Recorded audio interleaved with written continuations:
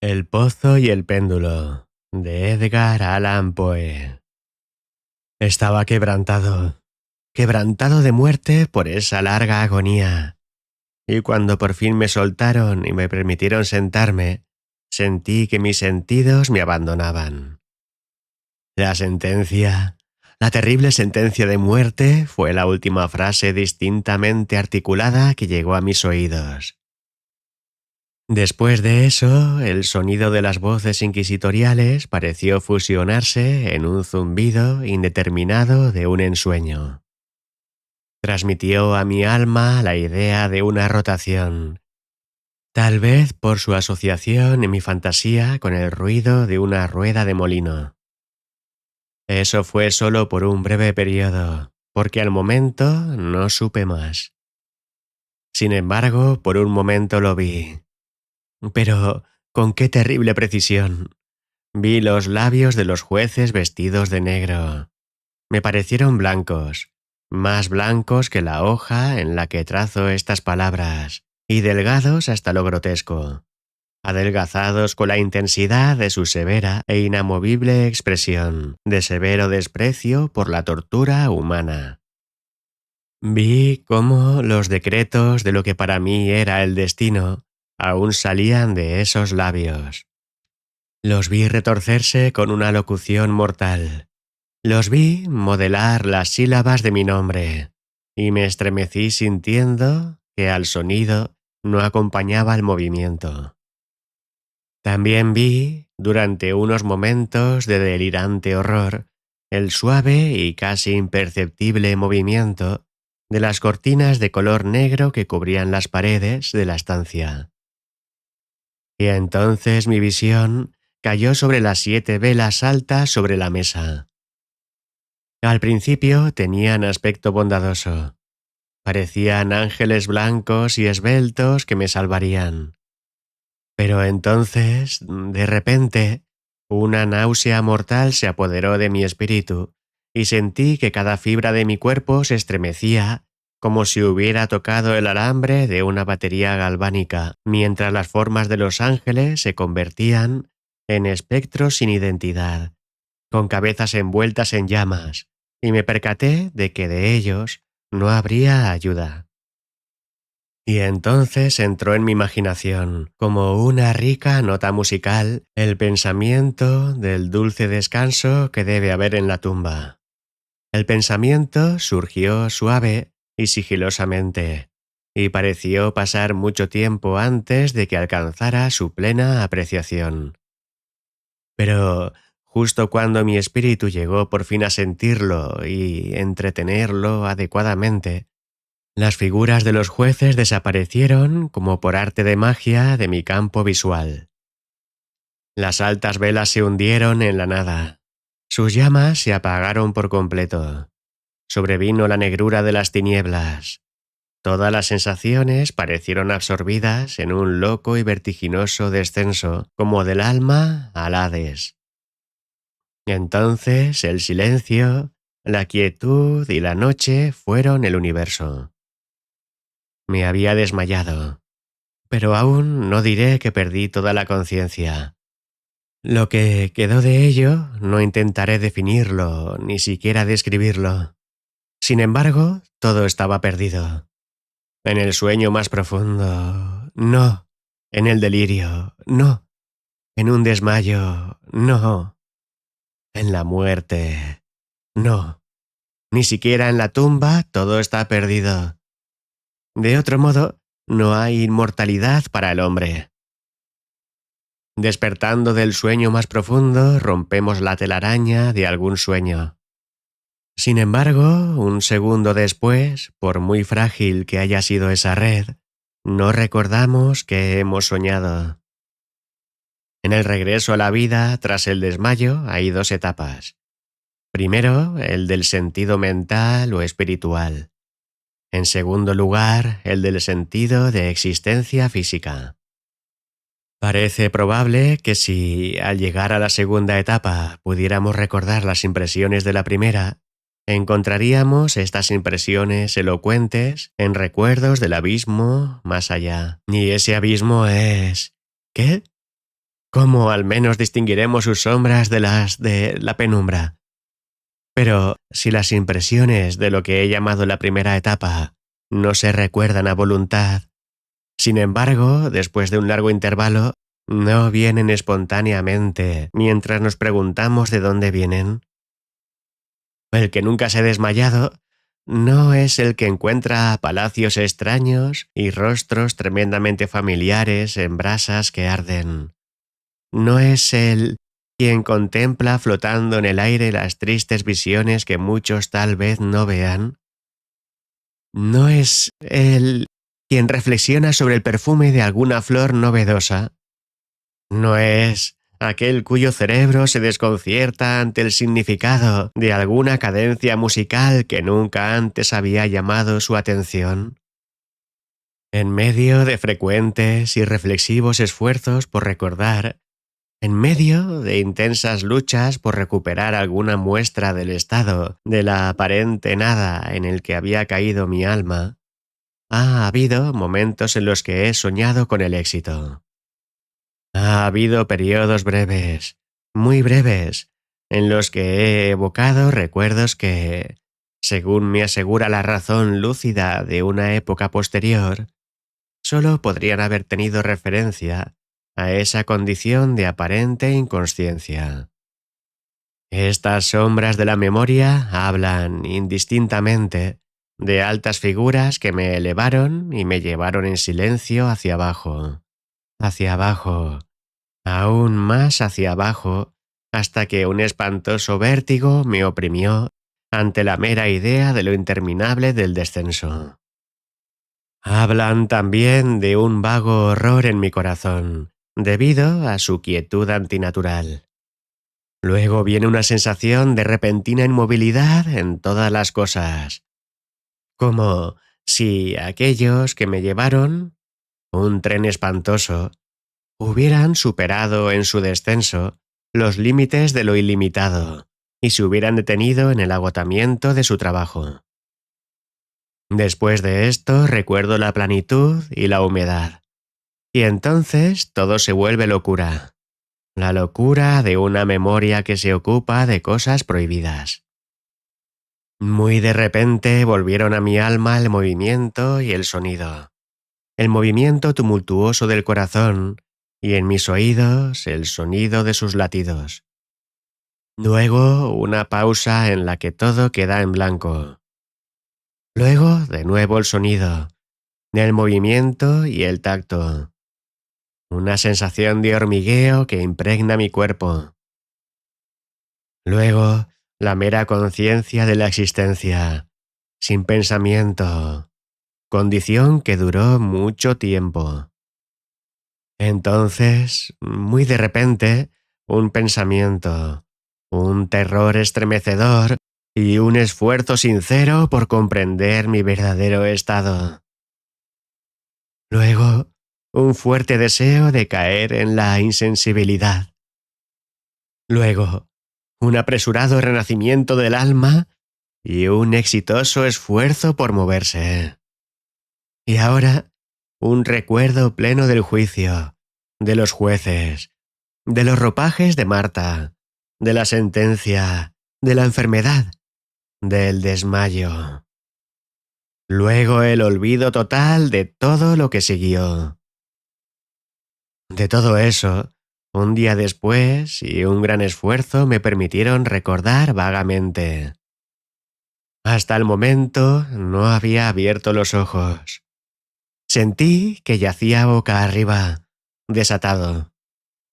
Extendí la mano y cayó pesadamente sobre algo húmedo y duro. Allí lo soporté durante muchos minutos, mientras me esforzaba en imaginar dónde y qué podía ser. Anhelaba, pero no me atrevía a emplear mi visión.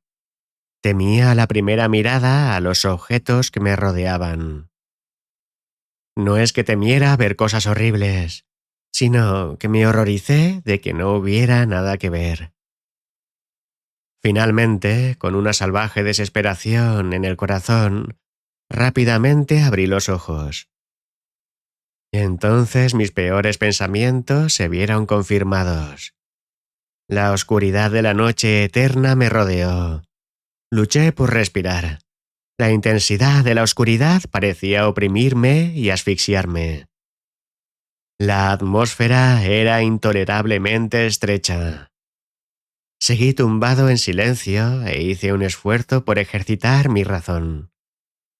Recordé el proceso inquisitorial y a partir de ahí intenté deducir mi verdadera condición. La sentencia había pasado y me pareció que desde entonces había transcurrido un larguísimo intervalo de tiempo. Sin embargo, ni por un momento me supuse realmente muerto. Semejante suposición, a pesar de lo que leemos en la ficción, es totalmente incompatible con la existencia real. Pero, ¿dónde y en qué estado me encontraba? Sabía que los condenados a muerte morían normalmente en los autos de fe, y uno de ellos se había celebrado la misma noche del día de mi juicio. Me habían enviado mi calabozo para esperar el próximo sacrificio que no se realizaría hasta dentro de muchos meses. Pero comprendí inmediatamente que esto no podía ser. Las víctimas habían tenido una ejecución inmediata. Además, mi calabozo, como todas las celdas de los condenados de Toledo, tenía suelos de piedra y no se excluía del todo la luz. Una idea espantosa hizo que de pronto la sangre corriera a torrentes a través de mi corazón, y durante un breve periodo volví a caer en la insensibilidad. Al recuperarme, inmediatamente me puse en pie, temblando convulsivamente en cada fibra de mi cuerpo. Empujé mis brazos salvajemente por encima y alrededor de mí en todas direcciones. No sentí nada, pero temía dar un paso no fuera a ser impedido por las paredes de una tumba. El sudor brotaba de todos mis poros y formaba grandes y frías gotas sobre mi frente. La agonía de la incertidumbre se hizo finalmente intolerable y avancé con cautela, con los brazos extendidos y los ojos desorbitados, con la esperanza de captar algún débil rayo de luz. Seguí muchos pasos, pero todavía todo era oscuridad y vacío. Respiré más libremente. Parecía evidente que el mío no era, al menos, el más espantoso de los destinos. Y ahora, mientras seguía avanzando cautelosamente, vinieron a mi memoria 1000 vagos rumores sobre los horrores de Toledo. Se habían narrado cosas extrañas acerca de las mazmorras, fábulas que yo siempre había escuchado, pero aún así, extrañas y demasiado espantosas para repetirlas, salvo en un susurro. ¿Me dejaron morir de hambre en este mundo subterráneo de oscuridad? ¿O qué destino tal vez aún más terrible me esperaba? Conocía demasiado bien el carácter de mis jueces como para dudar de que el resultado sería la muerte, y una muerte con más amargura de la habitual. El modo y la hora eran lo único que me ocupaba o distraía. Mis manos, extendidas finalmente, encontraron una obstrucción sólida. Era una pared, aparentemente de mampostería de piedra, muy lisa, viscosa y fría. La seguí, pisando con toda la cuidadosa desconfianza que me habían inspirado ciertas narraciones antiguas. Este proceso, sin embargo, no me permitió determinar las dimensiones de mi mazmorra, pues podría recorrerla y regresar al punto de donde partí, sin darme cuenta del hecho. Tan perfectamente uniforme parecía la pared. Por lo tanto, busqué el cuchillo que había estado en mi bolsillo cuando me condujeron a la cámara inquisitorial. Pero ya no estaba. Me habían cambiado la ropa por una bata de sarga tosca.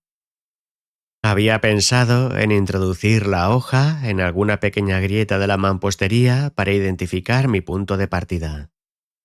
La dificultad, sin embargo, era trivial, aunque en el desorden de mi fantasía, el principio me pareció insuperable.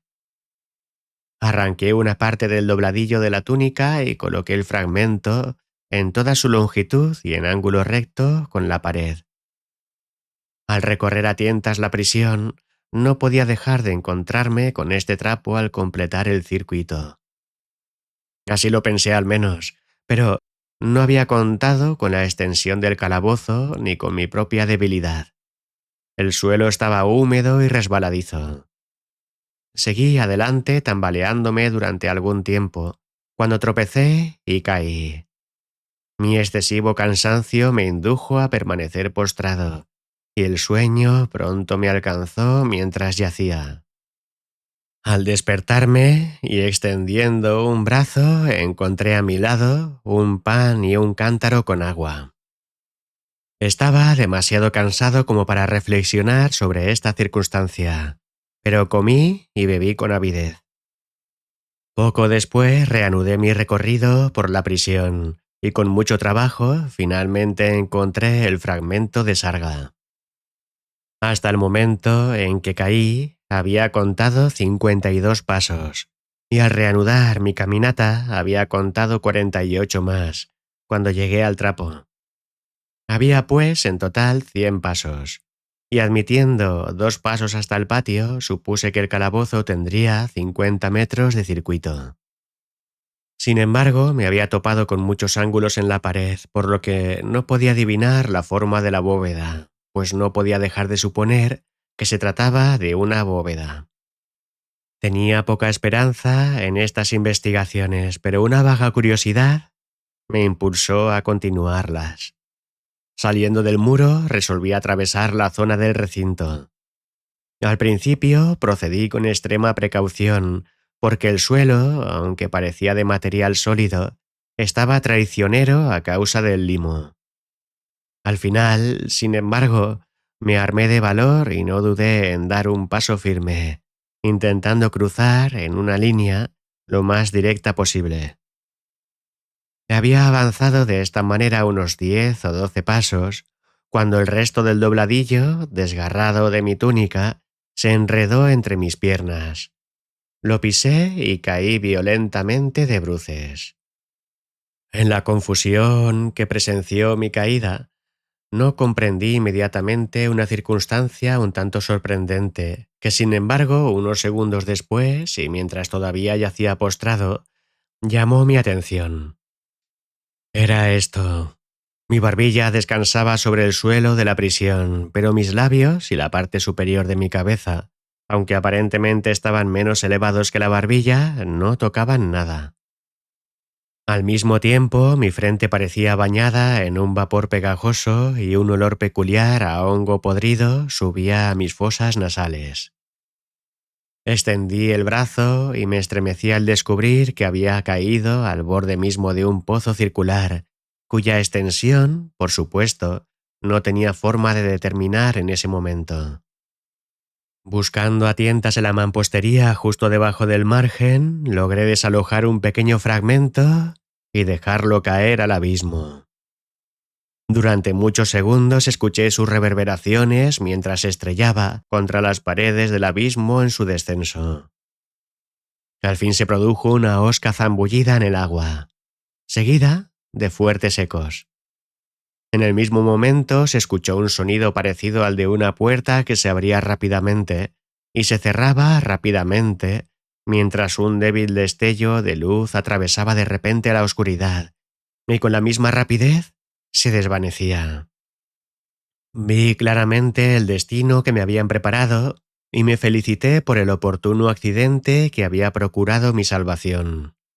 De haber avanzado un paso más antes de mi caída, no habría vuelto a contemplar más el mundo. Y la muerte, que acababa de evitar, tenía ese mismo carácter que yo había considerado fabuloso y frívolo en los cuentos sobre la Inquisición. Las víctimas de su tiranía tenían la opción de elegir entre la muerte con sus más espantosas agonías físicas o la muerte con sus horrores morales más espantosos. Me habían reservado para esto último.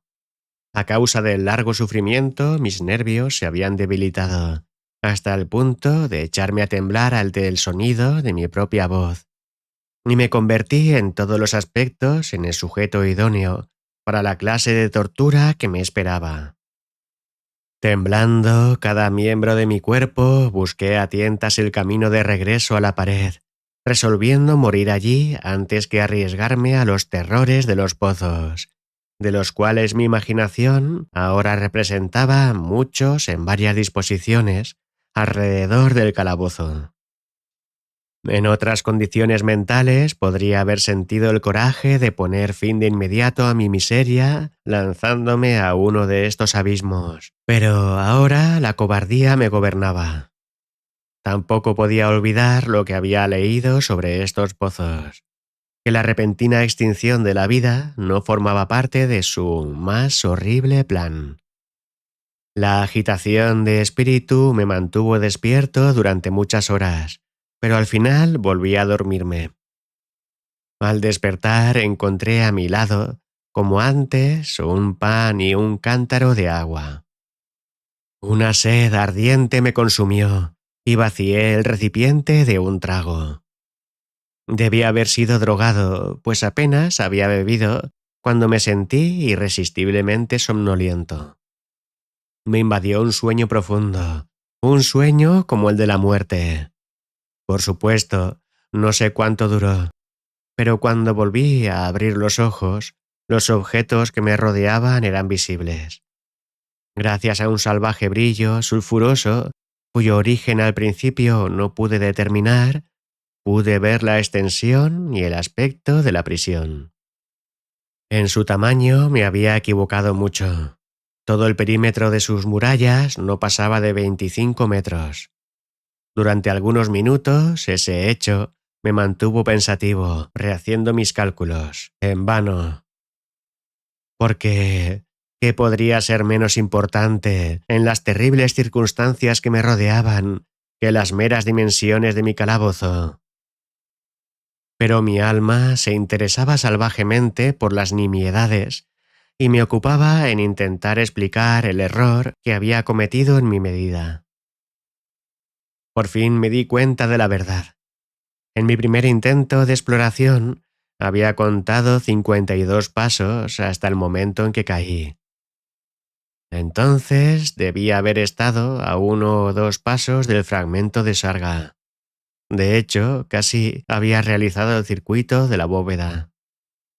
Luego me dormí, y al despertar, debí volver sobre mis pasos, suponiendo así que el circuito era casi el doble de lo que realmente era. Mi confusión mental me impidió observar que comencé mi recorrido con el muro en mi izquierda y lo terminé con el muro en mi derecha. También me había equivocado respecto a la forma del recinto. Al tantear mi camino había encontrado muchos ángulos, y así deduje una idea de gran irregularidad. Tan potente es el efecto de la oscuridad total sobre alguien que se despierta del letargo o del sueño. Los ángulos eran simplemente los de unas ligeras depresiones o nichos a intervalos impares. La forma general de la prisión era cuadrada. Lo que había considerado mampostería parecía ahora ser hierro o algún otro metal, en enormes placas cuyas suturas o uniones ocasionaban la depresión. Toda la superficie de este recinto metálico estaba toscamente pintada con todos los horribles y repulsivos artefactos que ha dado lugar la superstición osaria de los monjes.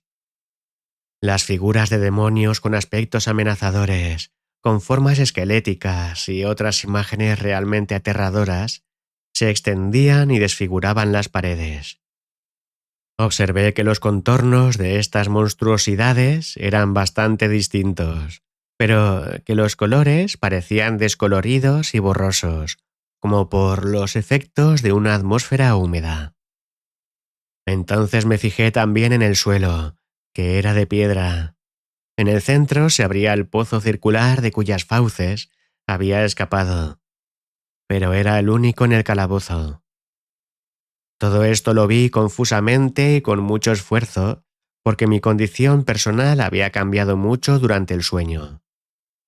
Ahora me encontraba tumbado boca arriba, completamente extendido sobre una especie de armazón bajo de madera. A esto estaba firmemente atado por una larga correa que parecía una cincha. Pasó en muchas circunvoluciones por mis miembros y mi cuerpo, dejando en libertad solo mi cabeza y mi brazo izquierdo hasta tal punto que podía, a fuerza de mucho esfuerzo, abastecerme de comida de un plato de barro que había a mi lado en la mesa. Para mi horror, descubrí que habían quitado el cántaro. Digo horror porque me consumía una sed intolerable. Esta sed parecía ser el propósito de mis perseguidores, porque la comida en el plato era carne ricamente sazonada. Mirando hacia arriba, inspeccioné el techo de mi prisión. Tenía unos 10 o 12 metros de altura y estaba construido de forma muy parecida a las paredes laterales. En uno de sus paneles, una figura muy singular cautivó toda mi atención. Era la figura pintada del tiempo, tal como se le representa habitualmente, salvo que, en lugar de una guadaña, sostenía lo que, a primera vista, supuse que era la imagen de un enorme péndulo como el que vemos en los relojes antiguos. Sin embargo, había algo en el aspecto de esta máquina que me hizo mirarla con más atención. Mientras lo miraba directamente hacia arriba, pues su posición estaba inmediatamente por encima de mí, me pareció verlo en movimiento. Un instante después, la fantasía se confirmó. Su barrido fue breve y, por supuesto, lento. Lo miré durante algunos minutos con algo de miedo, pero sobre todo con asombro. Cansado al fin de observar su movimiento sordo, volví la vista hacia los demás objetos de la celda. Un leve ruido llamó mi atención, y mirando al suelo vi varias ratas enormes que lo atravesaban. Habían salido del pozo que estaba justo a mi derecha. Incluso entonces, mientras yo miraba, se acercaron en tropel, apresuradamente, con ojos hambrientos, seducidos por el olor de la carne, haciéndose necesario un gran esfuerzo para ahuyentarlas. Podría haber transcurrido media hora, tal vez incluso una hora, porque solo pude tomar una impresión imperfecta del tiempo antes de que volviera a levantar la vista. Lo que vi entonces me confundió y asombró. La extensión del péndulo había aumentado casi 1 metro. Como consecuencia natural, su velocidad fue mucho mayor.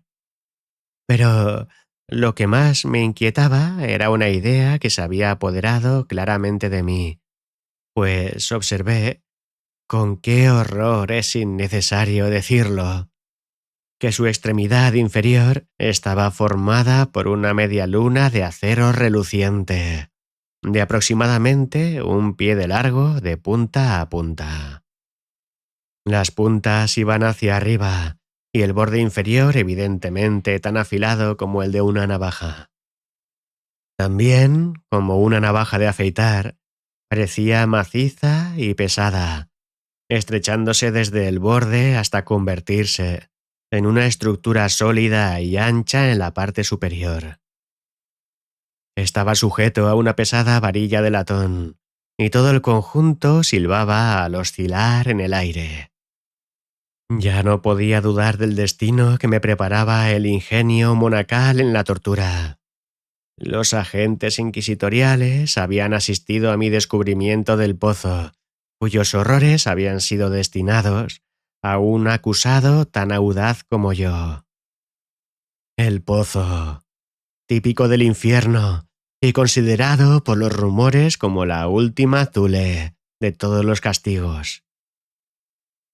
Había evitado mi caída al pozo gracias a un simple accidente. Sabía que la sorpresa o quedar atrapado en el tormento constituía una parte importante de todo lo grotesco de estas muertes en las mazmorras. Al no haber podido caer, no era parte del plan del demonio arrojarme al abismo. Y así, al no haber alternativa, me esperaba una destrucción diferente y más suave. Más suave. Medio sonreí en mi agonía al pensar en la inapropiada aplicación de tal término. Qué aterrador contar las largas horas de infame infortunio, durante las cuales conté las precipitadas vibraciones del acero.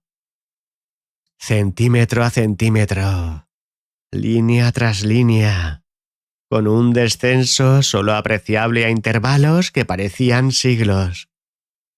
Fue hacia abajo y aún más hacia abajo. Pasaron los días. Podrían haber pasado muchos días antes de que se acercara tanto a mí como para apanicarme con su aliento acre. El horror del acero afilado penetró en mis fosas nasales. Recé, agoté al cielo con mi oración, por el extremo horror de un descenso que se aceleraba más y más. Me volví frenéticamente loco y luché por levantarme contra el impacto de la temible cimitarra. Y entonces, de repente, me tranquilicé y me quedé sonriendo ante la muerte resplandeciente, como un niño ante una rara chuchería. Hubo otro intervalo de absoluta insensibilidad. Fue breve, porque al volver a la vida no se había producido ningún descenso perceptible en el péndulo. Pero puede, sin embargo, que hubiera transcurrido mucho tiempo, porque sabía que los demonios que asistían a mi tormento se habían dado cuenta de mi desmayo y que podrían haber detenido el movimiento ondulante a voluntad. Después de mi recuperación también me sentí muy... oh, inexpresablemente enfermo y débil, como si hubiera sido víctima de una larga inanición. Incluso en medio de las agonías de ese periodo, la naturaleza humana ansía alimentarse. Con doloroso esfuerzo estiré mi brazo izquierdo tanto como me lo permitieron mis ataduras y tomé posesión del pequeño resto que las ratas me habían reservado. Mientras ponía una porción en mis labios, me vino a la mente una incipiente idea que me llenó de esperanza. Sin embargo, ¿qué tenía yo que ver con la esperanza? Era, como digo, una idea a medio formar. El hombre tiene muchos de esos pensamientos que nunca se completan. Sentí que sentí alegría, esperanza, pero sentí después que esa idea había perecido en su proceso de formación. En vano luché por perfeccionarlo, por recuperarlo. El largo sufrimiento casi había aniquilado toda mi capacidad intelectual. No era más que un paria, un desdichado. La vibración del péndulo era perpendicular a mi longitud. Vi que la media luna estaba diseñada para cruzar la región del corazón. Deshilacharía la sarga de mi túnica.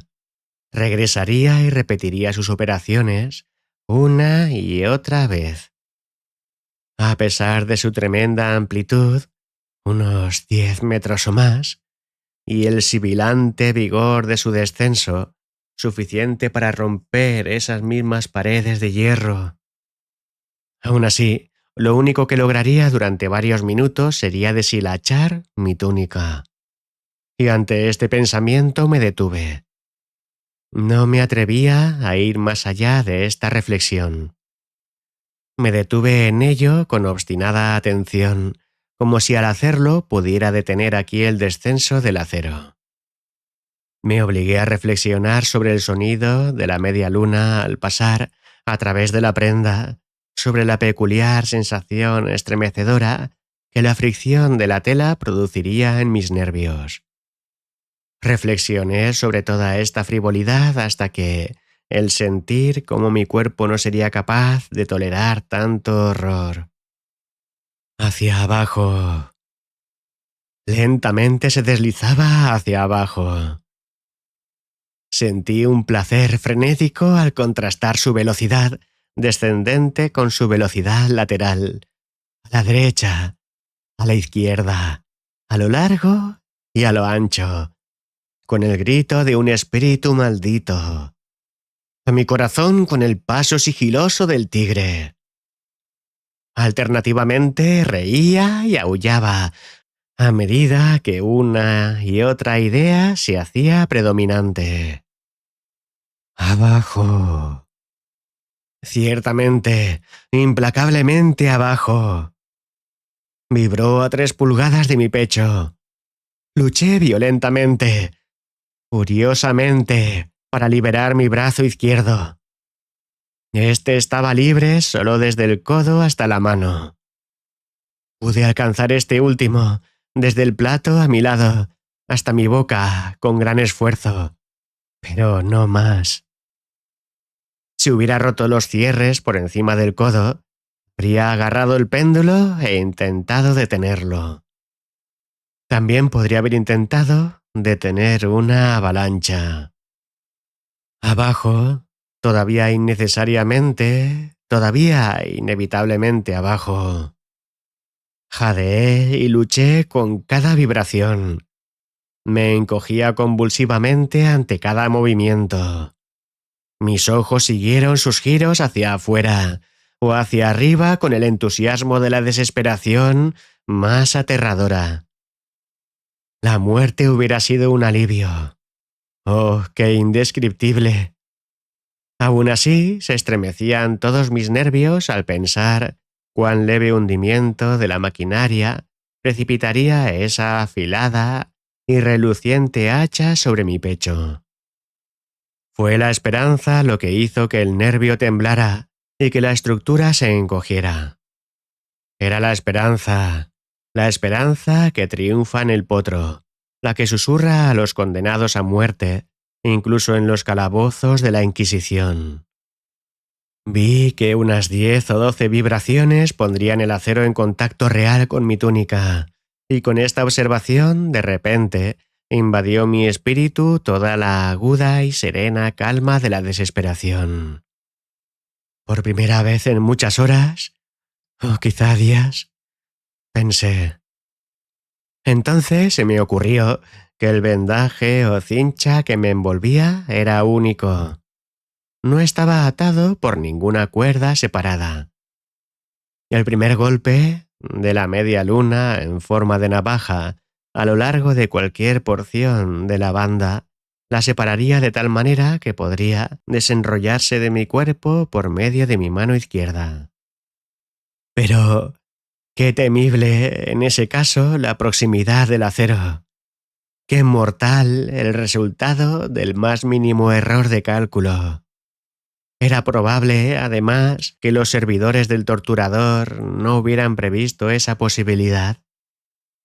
Era probable que la venda atravesara mi pecho en la trayectoria del péndulo.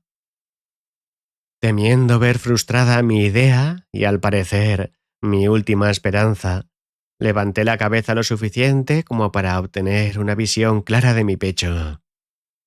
La cincha envolvía mis extremidades y mi cuerpo en todas direcciones, excepto en el camino de la media luna destructora. Apenas había dejado caer mi cabeza en su posición original cuando destelló en mi mente lo que no puedo describir mejor que como la otra mitad informe de esa idea de liberación a la que he aludido anteriormente, que flotaba indeterminadamente a través de mi cerebro cuando llevé la comida a mis labios ardientes. Todo el pensamiento estaba ahora presente, débil, apenas cuerdo, apenas definido, pero todavía completo. Procedí de inmediato, con la energía nerviosa de la desesperación, a intentar su ejecución. Durante muchas horas, las inmediaciones de la estructura baja sobre la que yacía habían estado literalmente plagadas de ratas. Estas eran salvajes, audaces, hambrientas, Sus ojos rojos me miraban fijamente, como si esperaran que mi inmovilidad me convirtiera en su presa. ¿A qué comida? Pensé. Están acostumbradas en el pozo. Habían devorado, a pesar de todos mis esfuerzos por impedirlo, todo menos un pequeño resto del contenido del plato que yo había protegido con el balanceo de mi mano, gracias al cual no se habían atrevido a acercarse para tomarlo. En su voracidad, las alimañas clavaban frecuentemente sus afilados colmillos en mis dedos, tratando en vano de arrebatármelo. Con las partículas de la vianda aceitosa y picante que ahora quedaban, froté bien la venda por donde pude alcanzarla. Luego, levantando la mano del suelo, me quedé quieto, sin aliento. Al principio, los hambrientos animales se sorprendieron y aterrorizaron ante el cambio. Ante el cese de movimiento, retrocedieron alarmados. Muchos buscaron el pozo. Pero esto fue solo por un momento. No había contado en vano con su voracidad. Al ver que yo permanecía inmóvil, uno o dos de los más atrevidos saltaron sobre la estructura y olieron el cinto. Esta parecía la señal de una avalancha general. Salieron del pozo con tropas de refresco. Se aferraron a la madera, la invadieron y saltaron a centenares sobre mi persona. El movimiento medido del péndulo no les molestó en absoluto. Evitando sus golpes, se ocuparon del vendaje ungido. Presionaron, se abalanzaron sobre mí en montones cada vez más numerosos. Se retorcían en mi garganta. Sus fríos labios buscaron los míos. Me sentí sofocado por su abrumadora presión. El asco, para el cual el mundo no tiene nombre, pinchó mi pecho y heló, con una pesada angustia, mi corazón. Un minuto más y sentí que la lucha terminaría. Claramente percibí el aflojamiento del vendaje. Sabía que en más de un lugar ya debía estar cortado. Sin embargo, con una resolución más que humana, permanecí quieto. Por fin me sentí libre. El cinto colgaba de mi cuerpo, pero el golpe del péndulo ya presionaba mi pecho. Había partido la sarga de la túnica. Había cortado el lino que había debajo. Se balanceó 2 veces más y una aguda sensación de dolor recorrió cada nervio de mi cuerpo. Había llegado el momento de la fuga. Con un gesto de mi mano, mis libertadores se alejaron tumultuosamente. Con un movimiento firme y cauteloso me deslicé del abrazo del vendaje y me puse más allá del alcance de la cimitarra. Al menos por el momento estaba libre. Libre. Y en manos de la Inquisición.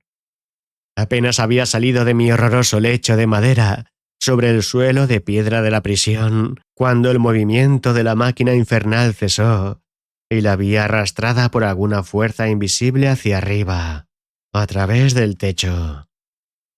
Esta fue una lección que tomé muy en serio. Sin duda, todos mis movimientos estaban siendo observados. Libre. Solo había escapado de la muerte en una forma de agonía para ser entregado a algo peor que la muerte en otra. Con ese pensamiento moví nerviosamente mis ojos sobre las barreras de hierro que me rodeaban. Algo inusual. Algún cambio que al principio no pude apreciar claramente era obvio. Había tenido lugar en la estancia. Durante muchos minutos de abstracción onírica y temblorosa me ocupé en conjeturas vanas e inconexas. Durante este periodo tuve conciencia, por primera vez, del origen de la luz sulfurosa que iluminaba la celda. Procedía de una fisura de aproximadamente media pulgada de ancho, que se extendía enteramente alrededor de la prisión en la base de las paredes, que así parecían, y estaban completamente separadas del piso. Intenté, por supuesto, en vano mirar por la abertura. Cuando me incorporé, el misterio de la alteración en la cámara se rompió de inmediato y comprendí. Observé que, aunque los contornos de las figuras en las paredes eran suficientemente distintos, los colores parecían borrosos e indefinidos. Estos colores habían asumido ahora, y estaban asumiendo momentáneamente, un brillo sorprendente e intenso que daba a los retratos espectrales y diabólicos un aspecto que podría haber excitado nervios aún más firmes que los míos. Ojos demoníacos, de una vivacidad salvaje y espantosa, me miraron en 1000 direcciones, donde antes no habían sido visibles, y brillaban con el brillo espeluznante de un fuego que no podía obligar a mi imaginación considerar irreal. Irreal. Mientras respiraba, llegó a mi nariz el aliento del vapor del hierro candente. Un olor sofocante invadía la prisión. Un brillo más profundo se instalaba a cada momento en los ojos que contemplaban mi agonía. Un tinte carmesí más rico se difundió sobre los horrores de sangre representados. Jadeé. Me quedé sin aliento. No cabía duda del designio de mis verdugos. Oh, el más implacable. Vaya, el más demoníaco de los hombres. Me alejé desde el metal brillante hasta el centro de la celda. En mitad del pensamiento de la ardiente destrucción que se avecinaba, la idea del frescor del pozo se apoderó de mi alma como un bálsamo. Corrí hasta su borde mortal y lancé mi visión espantada hacia abajo. El resplandor del tejado encendido iluminaba sus rincones más íntimos. Sin embargo, por un instante terrible, mi espíritu se negó a comprender el significado de lo que vi. Sin embargo, finalmente, este se impuso, se abrió paso en mi alma y se mostró como una verdad aterradora. Oh, cualquier horror excepto este.